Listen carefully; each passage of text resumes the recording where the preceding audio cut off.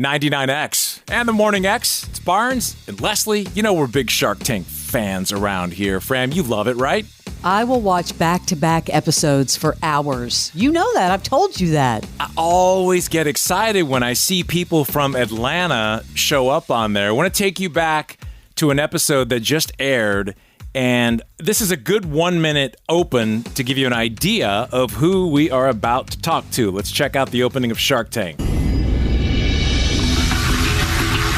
Next up are entrepreneurs on a mission to make healthy foods accessible to everyone. Hi, Sharks. We're Jamie and Jilea, the husband and wife team behind Nourish and Bloom Market. We're here today seeking a $400,000 investment for 5% equity in our company. Introducing Nourish and Bloom Market. Sharks, we're on a mission to build micro markets like this in food deserts across America. These markets are going to provide 24/7 access to the freshest foods, not that processed junk food that you see in many convenience stores today. Our Nourish and Bloom markets can eradicate a food desert in just 3 months. Now that's a recipe for change. Just check out what we're doing in our current flagship store. Thanks to our proprietary AI, customers can walk into our store using our app, start shopping, and then walk out. And Sharks, our game-changing technology, slashes overhead costs and boosts margins, making our AI-enhanced micro markets a giant leap ahead of big box grocers. So let's go down south to Trilith and meet Jilea Hemmings at Nourish and Bloom. Hey, Jilea. Good morning. How are you all? I'm good. I see you're at the store. I am at the store. I'm in the brain of the store, actually. Well, this is cool. I actually saw and remember this segment, and congratulations, first of all. Can you kind of explain for those that maybe not know about what is Nourish and Bloom Market? Sure. So Nourish and Bloom Market is a smart grocery store. So we take away the friction that no one likes, which is waiting in line and fumbling for your payment, and allow for you to shop when you want to. So 24/7 access to a grocery store without having to worry about checkout. Now, it's on paper, I think, amazing. An amazing idea that I would use. I'm one of those people that is I'm a rule follower, though. So I would come in and there'd be no issue. And I know you said on Shark Tank that your shrinkage is very low. Mm-hmm.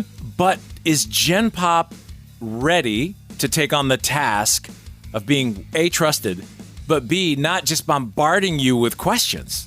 Sure. I mean, I think so. I mean, we've been operational now for 2 years, right? And so, I mean, there's 30 plus cameras on the ceiling. So, you feel like, you know that you're on camera, right? And so people I find are more likely to be honest than not, because they're afraid of like what the repercussions are, because they know their face is there, right? And so, have you busted someone? I mean, honestly, we've had a pretty good track record. I mean, there have been a few that, as they walk out, we're like, by the way, there wasn't enough money on your card. Oops. And we need to come up with a different alternative. And most of the time they're like, oh my gosh, let me give you a different card. Whoops, right? And so, I mean, obviously you're going to try and see how you can jank the system, but our system is really accurate. As soon as you walk in, you can put it in your pocket. You can put it in your shoe. It doesn't matter. It still records because of the way our technology works. But I mean, for the most part, we've been finding that people are just so excited about the convenience level, whether it's 6 a.m., 12, midnight, that they don't have to worry about what the store hours are. They can shop when it's convenient for them. Really revolutionary, Barnes. I think you should go in and kind of FaceTime all of us and do a little tour of this. But you have an inspirational story. You and your husband started this business when you found out your son was diagnosed with autism. Can you talk a little bit about that and what led you to do this business?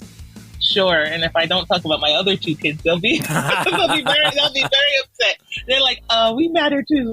And they do. So, I mean, it started because of my son who does have autism. That's when we started to learn the importance of diet and how we started to adjust his diet to help, and all of our kids' diet to help them just perform the best that they could. And it's from that Nourish and Bloom was sparked, right? Because when we moved to Georgia, we found ourselves in a beautiful food desert that, I was like, how are we going to feed our kids what they're used to? And so what we thought was not just about our kids, but about the community as well. And how do we make sure that we provide access to good food when they need it? It was right in the middle of the pandemic, and everybody knows what we were going through just to get toilet paper. And so and then social distancing. And I said, well, let's hope we never have to go through that again. But, this is pandemic proof, right? So no matter whether there's a staff member or not, you should still be able to get access to what you need. And so that's what this was all about. We're talking to Jilea Hemmings, who has Nourish and Bloom down at Trilith, and they were just on Shark Tank, and you did not get a deal, right? We did not. That's got to be a bummer. I want to get to that. But first, how does it work? I mean, we're talking about what it is. It's a grocery store that's not manned. You walk in, you just grab it off the shelf. How does that work? Yeah, so you simply download our app, put your payment information in, and then you're able to get a QR code, and you just scan through our turnstile. You put your phone away. You shop like you would at any other store. And when you walk out, you get a receipt. And it's just that simple. And if you don't want to download our app, we have a tap and go machine on the right side of the turnstile where you can tap your card or debit card or credit card. And the same applies. You tap in, you shop, you walk out, and you're charged. And the technology is not yours, or it is? It is ours. So you created the tech. We created the tech. You are sitting on a gold mine. I don't care what those sharks say, because they really gave you a hard time. They did give us a hard time. I don't know what was so, first of all, we taped late at night. So I'll say that for sure. We were the last company to tape that day. It was in the wee hours on the East Coast. And, the reality is that we found a niche, right? And we found a gap in the marketplace. And that was that food deserts weren't being serviced. But our technology is our technology. I mean, we can really fit into whatever the needs are of who we're serving. So whether it's a single door to a 10,000 square foot store, we're able to service you with our technology. So the foundation is our technology. Barnes, I just don't think they understood what the concept was. Well, I mean, you're dealing with... I don't think they could wrap their head around it. You know what I mean? Billionaires, but their problems were so all over the place. Yeah. They seem so dismissive sometimes. They do. Mm-hmm. They do. But you're already making history with this being the first autonomous grocery store and the first African-American owned autonomous grocery store. So congratulations on that. Thank you. Do you have another location outside of Atlanta? So we're actually opening up 3 more locations in Atlanta. Ooh. So we're super excited about that. Where? So we're going to the Beltline. So if you know, so we're going to be on both the east side and the west side of the Beltline. So at Pittsburgh Yards and Freedom Parkway over by the skate park. And then we're also opening up our that will be our 4th location in Cascade. So Cascade Southwest, we're coming that way as well. So since we aired, it hasn't been all bad. We did a deal. But we found, folks that really understand what we're trying to do. At the end of the day, this is not a fad, right? People are going to have to eat today, tomorrow, and the next day.